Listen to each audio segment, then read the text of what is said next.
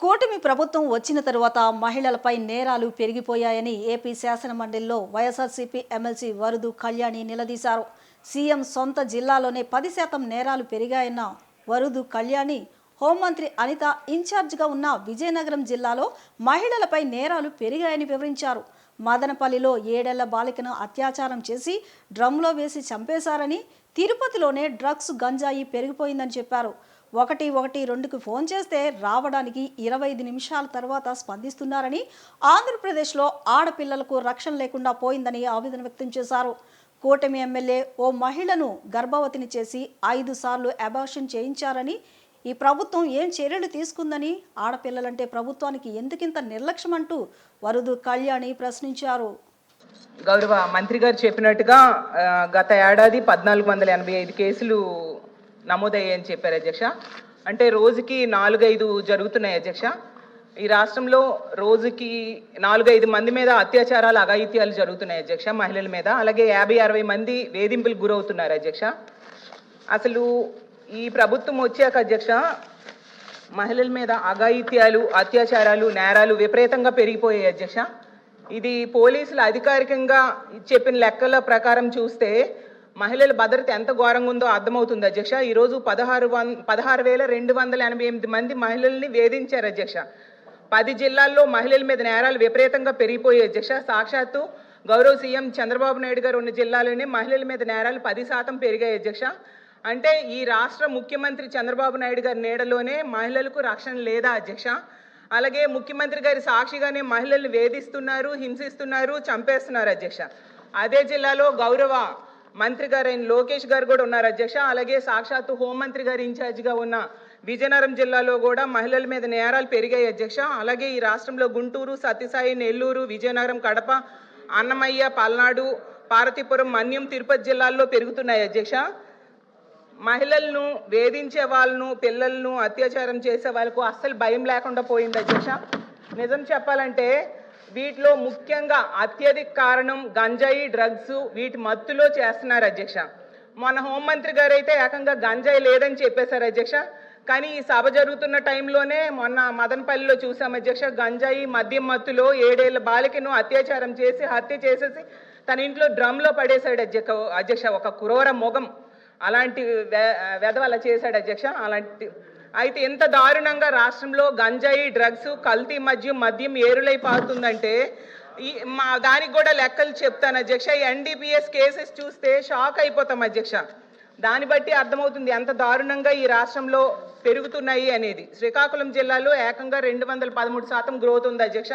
నెల్లూరులో 121% గ్రోత్, కోనసీమలో 72%, ఇలా తీసుకుంటే 15 జిల్లాల్లో, తిరుపతిలో 1.3% గ్రోత్ ఉంది అధ్యక్ష. పవిత్ర పుణ్యక్షేత్రమైన తిరుపతిలో కూడా డ్రగ్స్, గంజాయి, అక్రమ మద్యం గ్రోత్ సాధించిందంటే రాష్ట్రం ఎటువైపు వెళ్తుందో అర్థం కాని పరిస్థితిలో ఉన్నాం అధ్యక్ష.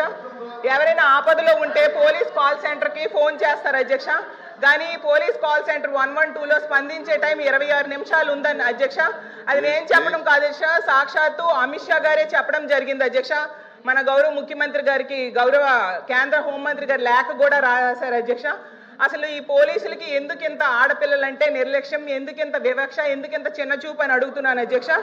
అలాగే తీసుకుంటే 112 ఎమర్జెన్సీ కాల్ సెంటర్ని కాల్ చేసి మహిళలు కానీ ఆడపిల్లలు కానీ కాపాడండి, కాపాడండి, అయ్యో బాబు ఆపదలో ఉన్నామంటే 26 నిమిషాల వరకు స్పందించట్లేదు అధ్యక్ష. అదే దేశ యావరేజ్ 18 నిమిషాలు మాత్రమే ఉంది అధ్యక్ష.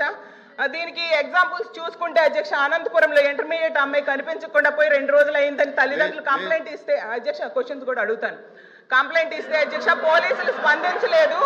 అయితే పోలీసులు నిర్లక్ష్యంగా వ్యవహరించడం వల్ల ఆ అమ్మాయి చనిపోయింది అధ్యక్ష. అలాగే యలమంచిలి కాన్స్టిట్యున్సీలో రాంబెల్లిలో అధ్యక్ష ఒక అమ్మాయి ఏమో ఒకడు జైలు నుంచి బెయిల్ మీద వచ్చి వేధిస్తేనే అధ్యక్ష ఆమె కంప్లైంట్ ఇచ్చినా పోలీసులు పట్టించుకోకపోవడం వల్ల అధ్యక్ష ఆ అమ్మాయికి ఇంటికి వచ్చి పేక్ వచ్చి చంపేశాడు అధ్యక్ష. పక్క కాన్స్టిట్యున్సీ హోంమంత్రి గారు కనీసం కుటుంబానికి పరామర్శ చేయడానికి, ధైర్యం చెప్పడానికి వెళ్ళని పరిస్థితి మనం చూసాం అధ్యక్ష. అలాగే తీసుకుంటే అధ్యక్ష ఎంత దారుణంగా ఈ కూటమి ప్రభుత్వంలో ఎమ్మెల్యేలు వ్యవహరిస్తున్నారంటే అరవ శ్రీధర్ అనే వ్యక్తి ఎంత దారుణం అధ్యక్ష. మహిళను లోపరుచుకొని అబార్షన్స్ చేయించాడు, 5 సార్లు గర్భవతిని చేసి అబార్షన్ చేయించుకుంటే మోసం చేసి వదిలేశాడు అధ్యక్ష. ప్రభుత్వం ఏం చర్యలు తీసుకుంది అధ్యక్ష? సాక్షాత్తు సీఎం గారికి, డిప్యూటీ సీఎం గారికి, అలాగే ఎస్పీకి పోలీసులు కంప్లైంట్ కంప్లైంట్ ఇస్తే ఎవరు పట్టించుకోలేదు అధ్యక్ష. కానీ ఆవిడ మీడియా ముందుకు వచ్చి ఎన్హెచ్ఆర్సీ ఫిర్యాదు చేస్తే కూర్చోండి మేడం, ప్లీజ్ ప్లీజ్ ప్లీజ్.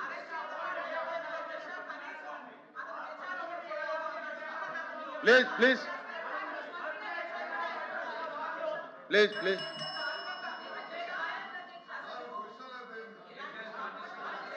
అమ్మా కళ్యాణ్ గారు, మీరు వినిపించుకోవాలి.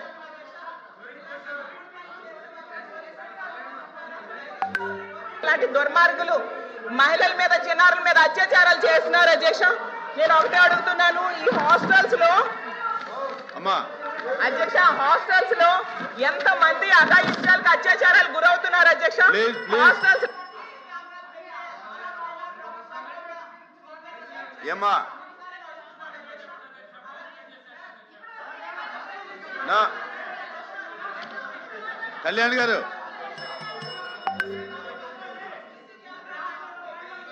నా ఇప్పుడు మీకు అవకాశం వస్తే మీరు అడగదలుచుకున్నది తప్ప విపరీతంగా దొరుకుతున్నాయి అధ్యక్ష. మత్తు పదార్థాలు వీటి నివారణకి ఏం చర్యలు ప్రభుత్వం తీసుకుందో చెప్పాలి అధ్యక్ష. అలాగే ఇంత మంది వేధింపులకి కూర్చోమ్మా.